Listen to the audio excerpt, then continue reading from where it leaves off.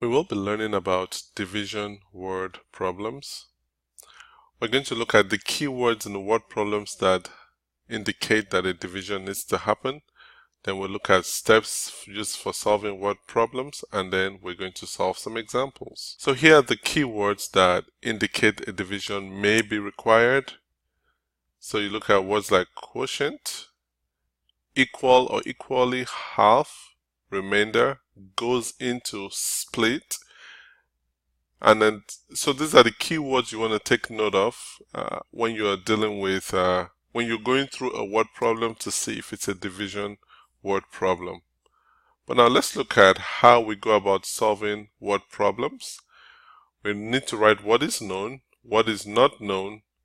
We will need to see if there's a division keyword available, and then we perform the division.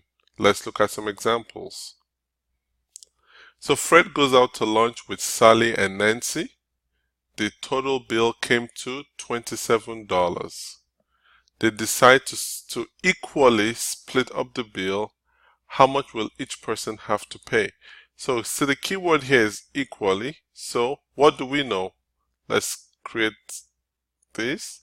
Known is cost of the bill. Unknown is what each person pays.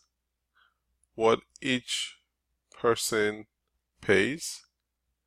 We have a keyword equally, so we know we're dividing. So what we end up doing here is each person pays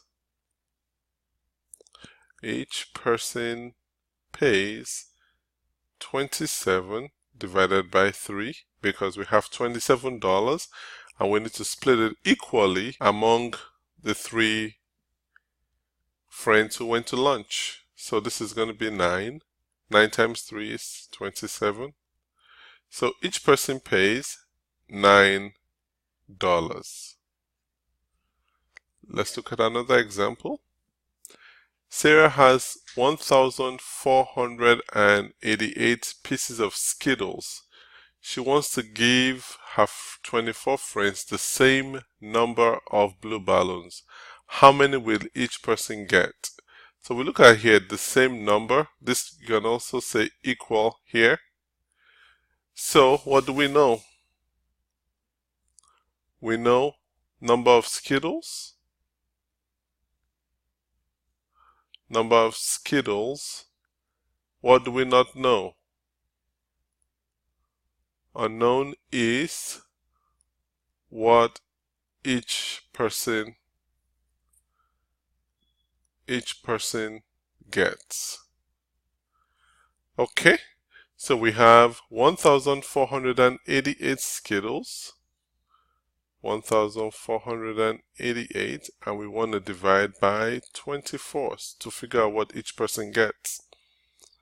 So 1 divided by 24, not going to happen. 14 divided by 24, not going to happen. 148 divided by 24, not going to happen. So let's try this here. I'm going to do something here.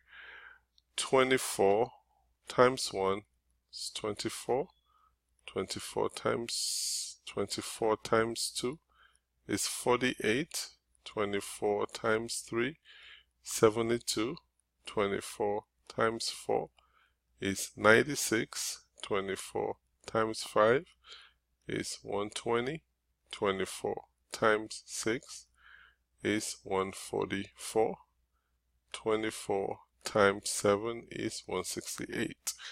So here we can see that 148 falls between 144 and 168. So we're always going to take the lower number. So 6. 6 times 24 is 144. We subtract. So we have 4 here, 0 on the other side. Bring down the 8. 48 divided by 24, we have 2. 2 times 24, we have 48. We subtract, we have a remainder of 0. So therefore, each friend gets 62 Skittles. Final example. A restaurant sold 1,800 hamburgers to 150 customers last week. How many hamburgers on average were sold to each customer? So we look at each is a keyword for division. So what do we know?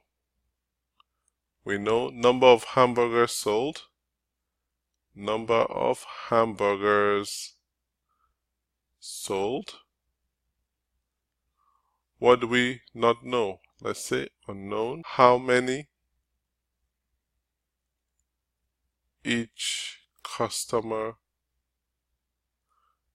bought? What else do we know? We know number of customers. Okay, so we want to find out how many hamburgers each customer bought. So we have 1,800 hamburgers and we have 150 customers. So I'm going to do what I did in the previous question. 150 multiplied by 1 is 150. 150 multiplied by 2 is 300. 150 multiplied by 3 is 450. 150 multiplied by 4 is 600. Okay.